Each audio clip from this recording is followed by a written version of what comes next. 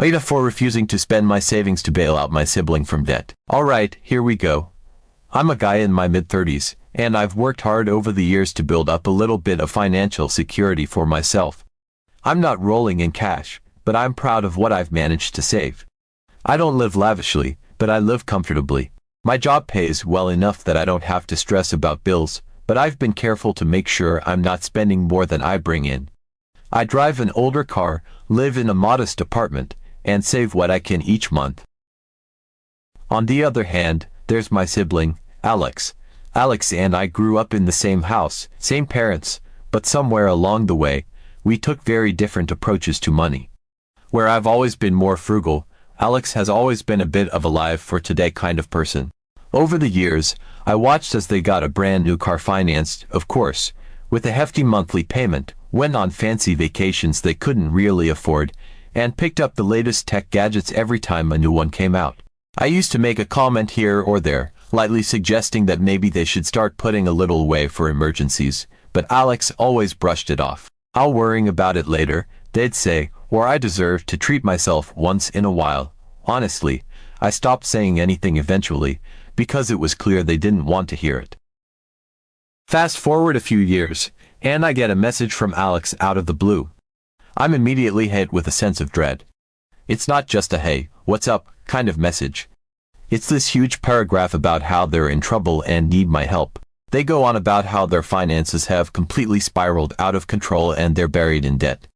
Apparently, over the past few years, they've been relying on credit cards and loans to maintain their lifestyle. What started as a few emergency purchases, and I'm skeptical about the term emergency here, snowballed into tens of thousands in debt. Now, creditors are breathing down their neck, sending letters, calling nonstop. They're in full-blown panic mode and, apparently, I'm their only hope. Now, here's the kicker. Alex wasn't asking for a small loan to help with a few bills. No, they were asking me to clear out nearly all of my savings to pay off their debt entirely. They made it sound like this was the only way they could start fresh and that anything less would leave them struggling for years. When I read that, my heart dropped. I could barely believe it. This wasn't just a few $100 to help them through a rough patch. They wanted me to basically drain the safety net I'd spent years building up. Also, they could wipe the slate clean from their own mistakes. I tried to be empathetic. I didn't immediately shoot them down, even though my gut reaction was pure disbelief. Instead, I suggested some other options, hoping to point them in a direction that didn't involve me losing everything I'd worked for.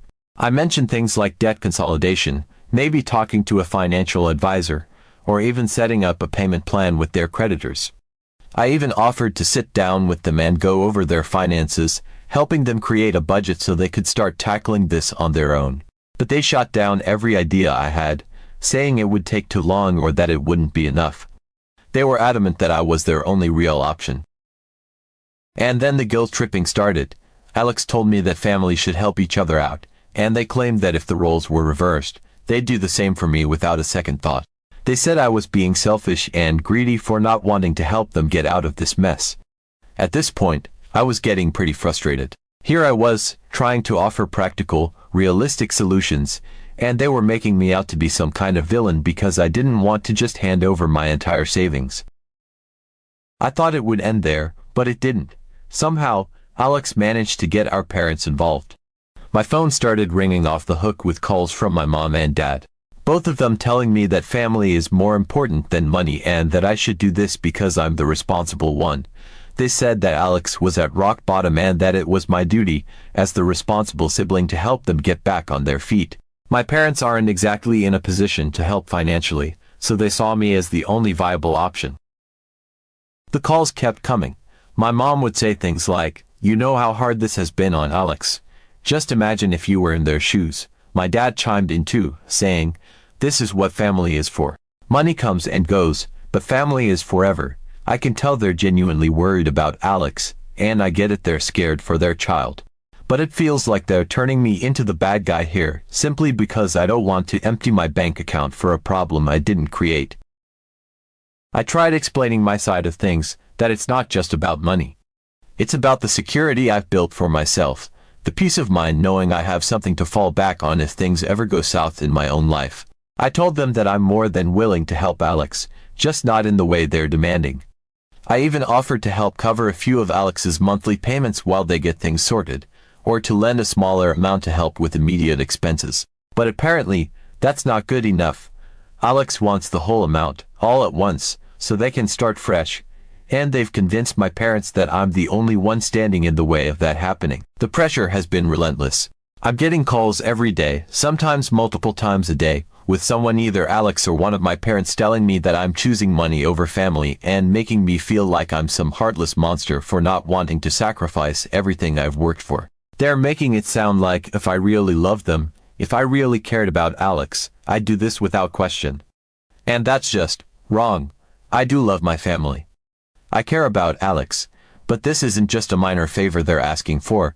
This is my entire safety net. Now I'm torn. I feel like no matter what I do, I'm going to be the bad guy. If I don't give Alex the money, my family will see me as selfish and cold-hearted, like I'm turning my back on them. But if I give in, if I drain my savings to pay off Alex's debts, I'm the one left vulnerable. I'm the one who loses the security I've spent years building. And who's to say that Alex won't just end up in the same situation again a few years down the line? I mean, they've shown me exactly how they handle money, and I have no reason to believe that they'll suddenly become financially responsible overnight. So here I am wondering if I'm in the wrong for saying no. Am I really being selfish for wanting to protect what I've worked for? Or am I right to hold my ground and refuse to clean up a mess I had no part in creating?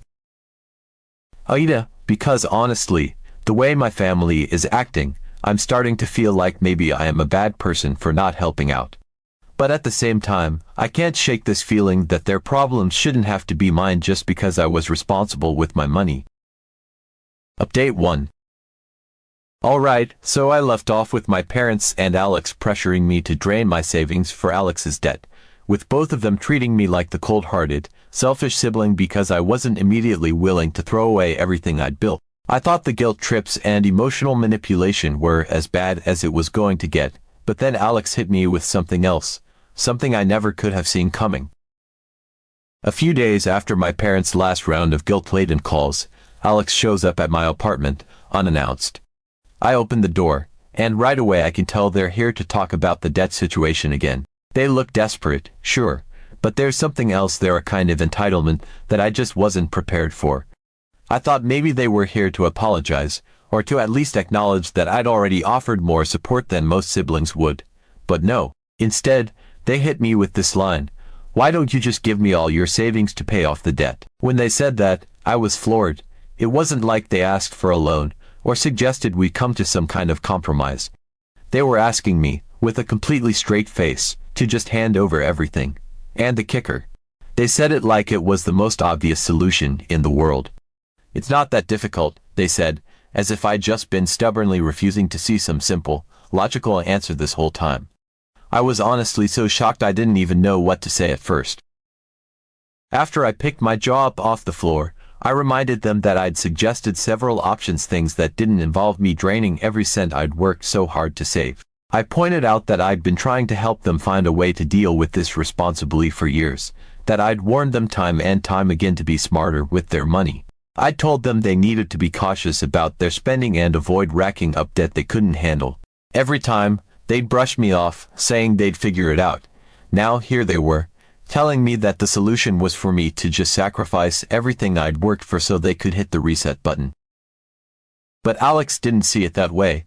They actually had the nerve to tell me that if I gave up my savings, it would mean we could both start fresh. They painted this picture of a new beginning, one where they wouldn't have the burden of debt, and where they could finally get their life back on track. And the kicker. They told me that I was good with money, that I knew how to handle finances, so I'd be able to rebuild my savings in no time. In their mind, this was a win-win situation. They'd get a clean slate, and I'd be able to use my financial skills to just rebuild everything I was being asked to throw away. I could feel my frustration building, but I tried to keep my cool. I asked, as calmly as I could manage, if they'd ever considered doing the same thing for me if the roles were reversed. Their answer, a casual "of course not." They said it with a straight face, like this was just a given, as if it made perfect sense that I should be willing to empty my bank account for them, but they wouldn't even think of doing the same for me. They went on to explain that we're family, and family is supposed to help each other without expecting anything in return. According to them, this wasn't about lending or borrowing money, this was just what family is supposed to do. The irony was unreal. I mean, here they were, using the family card to try and manipulate me into a massive financial sacrifice they wouldn't even consider making if the tables were turned. I tried to reason with them, to make them understand that this wasn't just a matter of writing a check and moving on. This was my entire safety net, my hard-earned security. But Alex was already a few steps ahead with their next solution. They suggested that I could take out a loan in my name to cover their debts. Yes, you read that right, they wanted me to borrow money, to take on debt in my name, and then cover the payments myself so that they could be free and clear.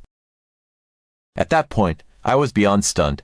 I was actually speechless. Here was my sibling, already asking me to give up everything I'd saved, and now suggesting I should take on new debt in my own name, debt that I'd be on the hook to pay back, just to dig them out of the hole they dug for themselves. It was like they genuinely couldn't comprehend the absurdity of what they were asking. They just kept talking about how this would let them start over and that I'd be able to handle the debt because I was so responsible. I couldn't believe it. It was like all those years of me trying to be there for them, trying to offer advice, trying to set a good example they'd gone completely ignored. I had warned them, repeatedly, that they were playing with fire by piling up debt like this, but it was like they'd never taken a single word of it seriously. And now, their solution was to dump their mess on me and walk away scot-free, leaving me to deal with the consequences.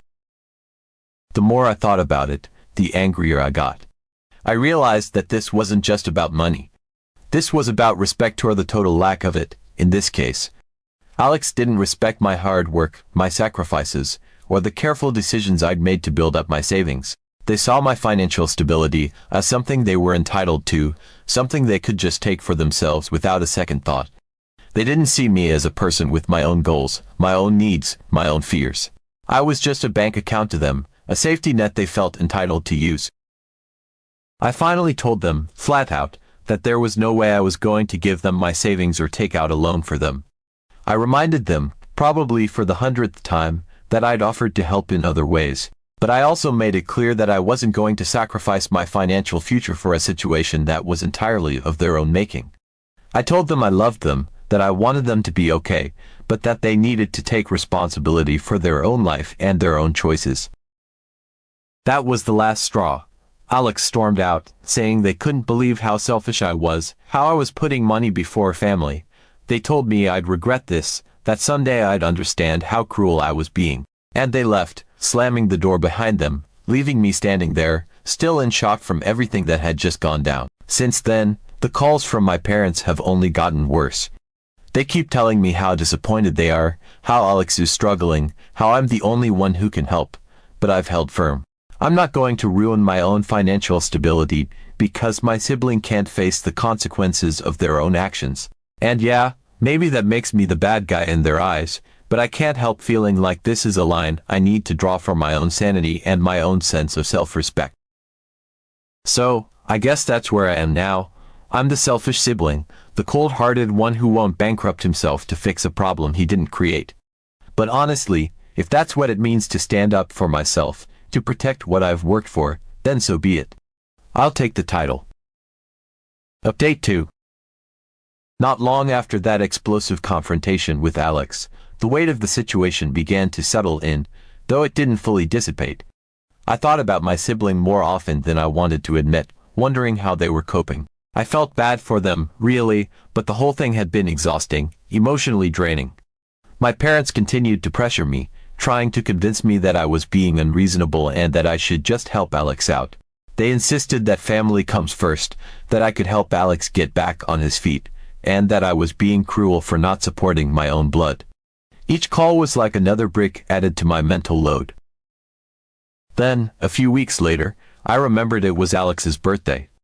I hesitated before I picked up the phone to call. I wanted to reach out and acknowledge the day, if only to show that despite everything, I still cared. I wanted to believe that some semblance of family remained between us, even after the chaos of the past few weeks. So I dialed the number and waited as the phone rang, half expecting that Alex might not even answer. When they finally picked up, The tone was flat. I could hear a mix of surprise and indifference in their voice. I went through the motions, wishing them a happy birthday, reminding them that they deserved a special day despite everything going on in their life. I could almost feel the awkwardness radiating through the phone line. There was a moment of silence before Alex replied. Then came the question that caught me off guard. Is that all? I paused, trying to wrap my head around what they meant. I felt a little unease creeping in. I asked for clarification, wanting to understand why it felt like there was an expectation hanging in the air. Alex's response was as bold as it was shocking.